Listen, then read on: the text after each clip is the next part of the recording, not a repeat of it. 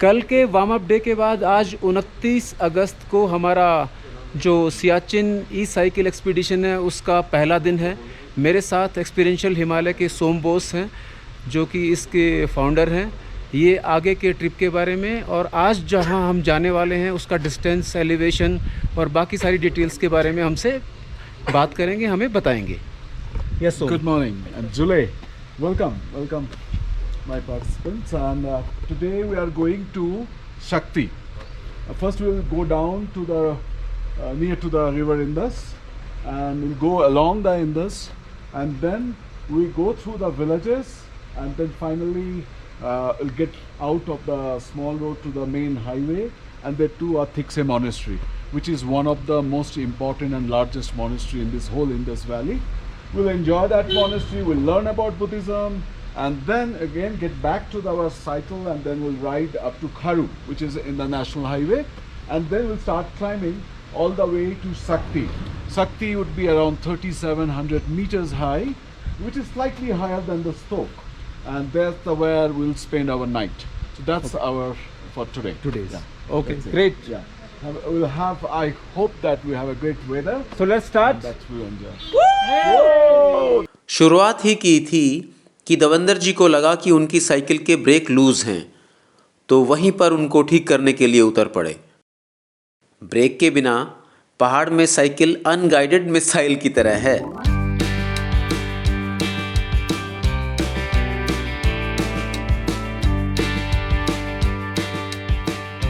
Cycling करते हुए हमारा पहला स्टॉप था सिंधु नदी का किनारा, जहां आजकल सिंधु दर्शन फेस्टिवल का आयोजन भी होता है। ये सब इंफ्रास्ट्रक्चर जो आप देख रहे हैं अभी कुछ साल में ही बना है। यहाँ ऐसा लगता है कि जैसे किसी बहुत बड़े थिएटर में आप प्रवेश कर रहे हैं। अद्भुत। इन नज़ारों के लिए कोई शब्द नहीं है, बस देखते रहिए।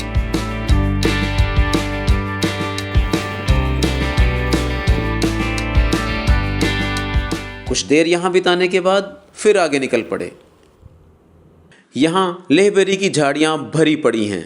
इनका फ्रूट जैम काफ़ी टेस्टी बनता है और वापसी में इसका एक डिब्बा मैं अपने लिए फरीदाबाद भी लेकर गया। And very rich source of vitamin C.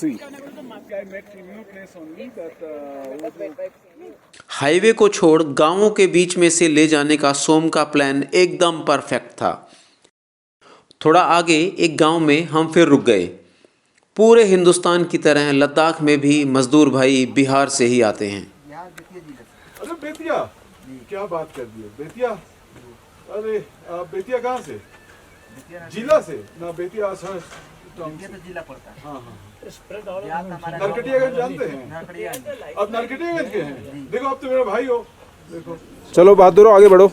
चलो जी चलो। ओम मणि पद्मे हम, ओम मणि पद्मे हम। काफ़ी कच्ची पक्की गलियों, छोटी सड़कों से गुजरते हुए हम एक बार फिर सिंधु के किनारे पहुंच गए हैं।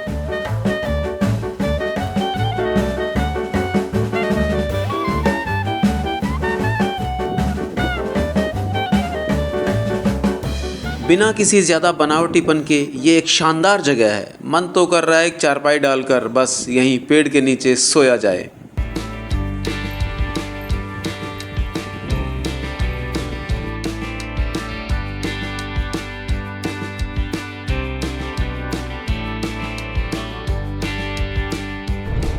आगे बढ़ते हुए हम लोग एक बार फिर हाईवे पर पहुंच गए। ये लेह मनाली हाईवे है। ज़्यादा ट्रैफिक तो यहाँ मिलेगा ही मिलेगा। थिक्से गांव को पीछे छोड़ बाएं मुड़ते ही सामने है थिक्से मोनेस्ट्री।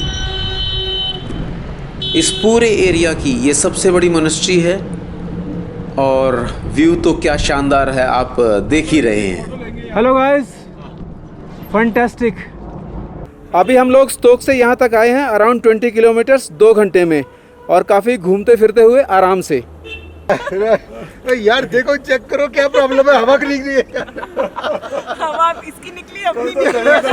हवा निकली हुई है यार। तो दविंदर की हवा निकल गई।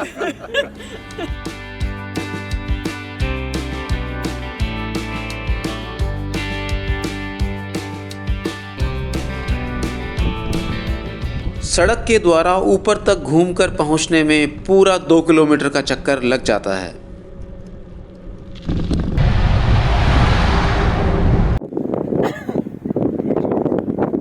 अभी हम लोग थिक्से के मुख्य द्वार पर पहुंच गए हैं। अंदर जाने का एंट्री टिकट भी यहाँ लगता है। अंदर एंट्री करते ही लेफ्ट साइड में कुछ सोवेनियर शॉप और एक कैफ़े भी है। भाई यहाँ तो ब्रेक बनता है। अब ज़रा ऊपर की तरफ चला जाए।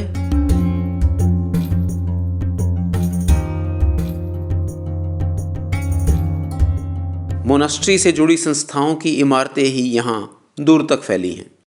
थिक्से गोम्पा की कुल ज़मीन 1327 एकड़ है और कुछ 25 गांव इसके अंडर आते हैं।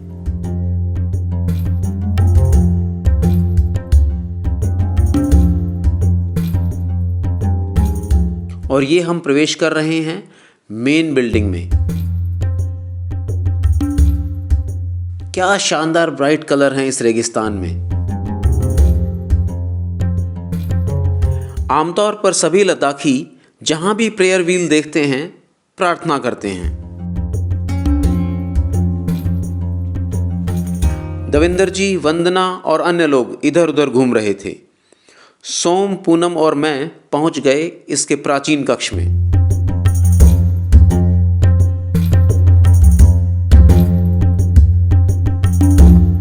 अभी अभी जो बाहर आपने दुनिया देखी है, यहाँ सब कुछ उसके विपरीत है। बौद्ध भित्ति चित्रों, थंका पेंटिंग्स और पुरानी कलाकृतियों से भरा है ये बौद्ध गोम्पा। थिक्से गोम्पा लगभग 1435 ईस्वी में बनना शुरू हुआ था, यानी कि लगभग 600 साल पहले।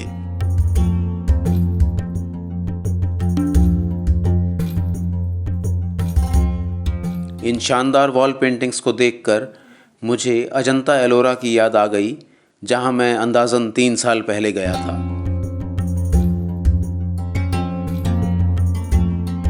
हॉल में मौजूद बौद्ध लामा ने भी इसके इतिहास के बारे में कुछ जानकारी दी और बताया कि लद्दाख के अलावा कर्नाटक भारतवर्ष में बौद्ध धर्म का दूसरा बड़ा स्टडी सेंटर है।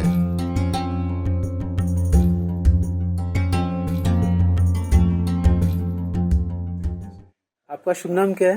मेरा नाम तंजिन छुस्पे। तंजिन छुस्पे। मैं आज श्री तंजिन छुस्पे जी के साथ हूँ और थिक्से मोनेस्ट्री में। और यहाँ बाहर से पूरा का पूरा स्ट्रक्चर बहुत ही नए तरीके से मेंटेन किया गया है, लेकिन अंदर का जो ट्रेडिशनल स्टाइल है, जो यहाँ सदियों पुराना स्टाइल है, उसको एज इट इज रखा गया है, जो सबसे अच्छी बात है। आमतौर पर अंदर भी वही जो कंक्रीट और वो भर देते हैं, वो सब नहीं है। जैसा बरसों पुराना, सदियों पुराना यहाँ है, वैसा का वैसा है। ये देखकर हम लोगों को बहुत ही अच्छा लगा है।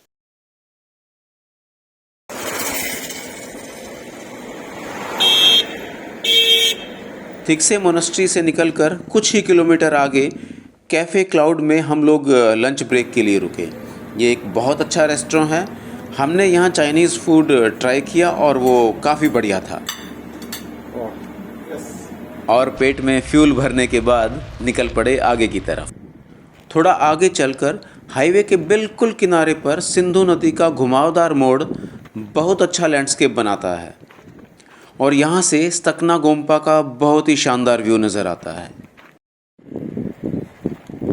मूविंग गाइस, चलो चलो चलो चलो चलो चलो। लद्दाख की इन सड़कों पर आपको आमतौर पर फौजी गाड़ियों की पूरी कॉन्वॉय नज़र आएगी। एक बार में 20, 25, 30 गाड़ियाँ।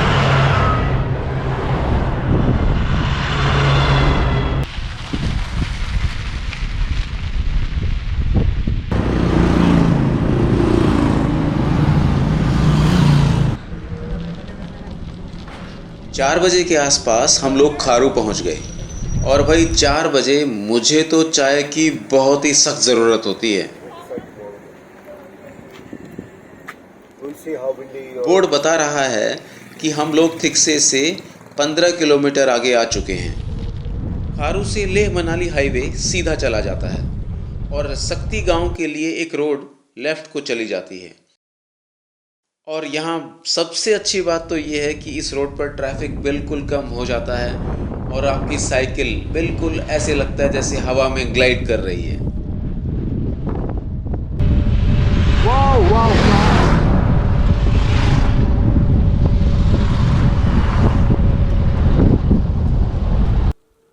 एक बार फिर ढलती शाम में लंबी शैडोज़ के साथ हम लोग सड़क पर हैं और मुझे ये सनलाइट बहुत अच्छी लगती है। बैकग्राउंड में जो मोनेस्ट्री दिख रही है उसका नाम है चेमड़े।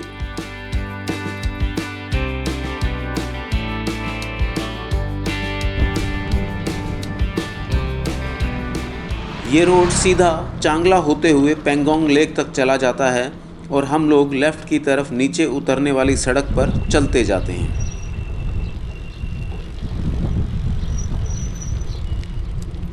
ये सक्ती गांव के आसपास का एरिया है जहां काफ़ी लोग रहते हैं और खेती भी होती है।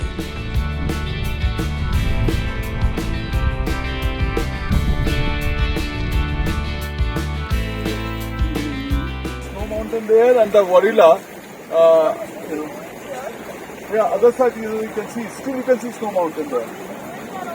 हाँ? ये गाड़ी आने वाला है दूध का। अच्छा अच्छा, इनका घर से अभी दूध लाए ये और अभी वो डेयरी। अच्छा, दूध कलेक्ट करने के लिए आया है। दूध यहाँ से आया। और ये आपके सामने हैं लद्दाख की लोकल बसें। लेह से खारू होते हुए सक्ती तक आने वाली इस बस का शाम के समय ये अंतिम चक्कर है। ढलते सूरज के साथ ही हम पहुंच गए हैं सक्ती विला, जहां पहले दिन की लंबी साइकिलिंग के बाद हमारा नाइट स्टे है। रूम्स में अंदर पहुंचते हैं। Rooms are good, no problem, पर एक ही छोटी सी पर बहुत बड़ी समस्या है। फ़ोन, कैमरा, बैटरी आदि आदि चार्ज करने के लिए पूरे रूम में सिर्फ एक ही सॉकेट है। और मेरे रूम में मेरे पार्टनर हैं हमारे ग्रुप के सबसे senior participant mister PK. Vaidyanathan, और इनका एनर्जी लेवल देखकर तो मेरे को लगता है कि he will cross every pass easily. Sir, just smile please. Yes, great.